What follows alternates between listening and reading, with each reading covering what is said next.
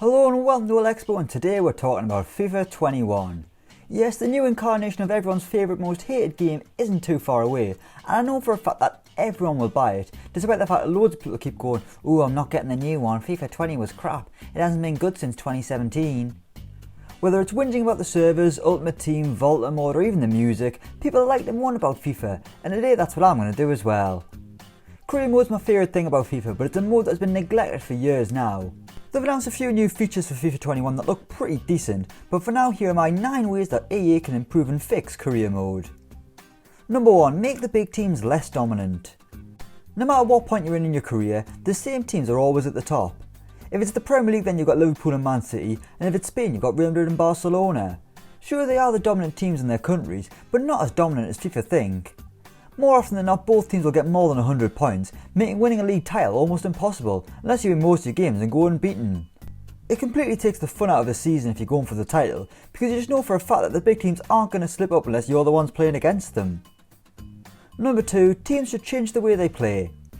Whether you've gone from being relegation fodder one season to your next season pushing for Champions League, your opponents don't change the way they play against you, which means sometimes you can absolutely batter the big boys.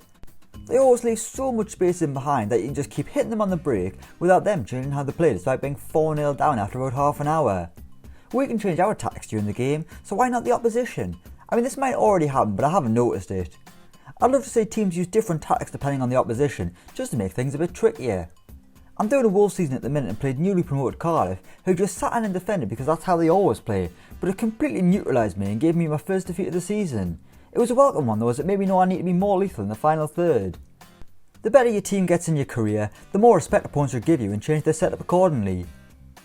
Number 3. Managerial changes. It could be the year 2030 and Steve Bruce is still patrolling the touchline at St James's Park on FIFA.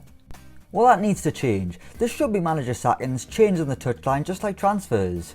I want to see Pochettino going to Man United if Solskjaer is doing terribly, and then I want to see them change their style as well.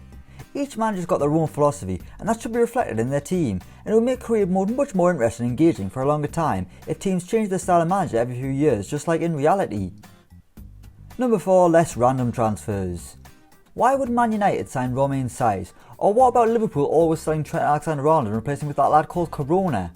Transfers often make no sense at all on career mode. Players just seem to come and go for the sake of it, rather than teams trying to sign players who they need for a position that they're clearly weak in.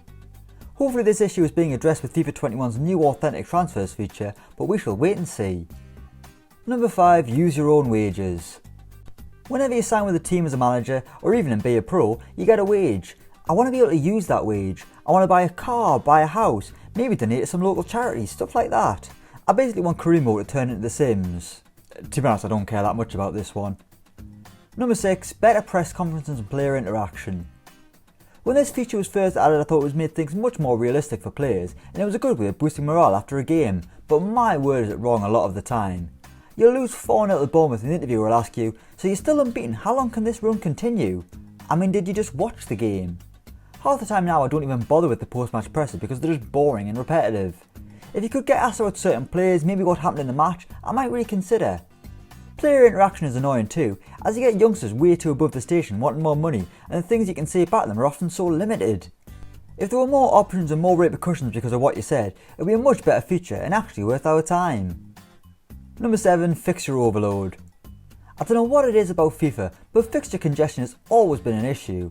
I mean, it's getting better, you don't always have games one day after another, but sometimes the fixture congestion, particularly at the end of the season, is ridiculous. I know you've got to play a lot of games if you want to win things, but space the normal ones out properly. It seems as though after your first season with proper fixtures, the calendar goes out the window and the next thing you know you're playing on Christmas Day before getting a week off, then carrying 4 games into a week come early May. Number 8. Make Ultimate difficulty less ridiculous. I feel like I keep contradicting myself here. One minute I want the game to be harder, then next thing I want it to be easier. But I don't know about you, but Ultimate difficulty is frighteningly hard. Like, I think the best I've done is get a 0-0 draw, and that's despite being pretty dominant at times on Legendary.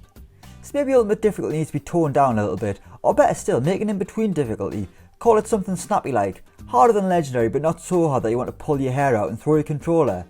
Don't worry EA, I'll come up with a better name than that. And number 9, rating changes depending on position. An old feature of FIFA that needs to come back, why don't players' ratings change when you put them in a different position? If Harry Maguire is playing on the right wing instead of centre back, he isn't still going to be an 83 or whatever rating he is. There are even some players who get better in a different position. I remember Yaya Toure was down as a centre mid when he was at Barcelona, but if you put him as centre back he went to an 88. You know in your head that players can play in different positions that aren't listed on FIFA, but you can never be quite sure how good they'll actually be there. There's a new feature on FIFA 21 where you can train players up for new positions, which is definitely good though. I can't wait to turn Lionel Messi into a goalkeeper. So there we have it, those are 9 ways I'd improve FIFA 21 career mode. Let us know what you want to see in the new game, and as always don't forget to like, share and subscribe to Elecspo, and until next time, keep gaming. Now that sign off isn't going to work, Jesus Christ.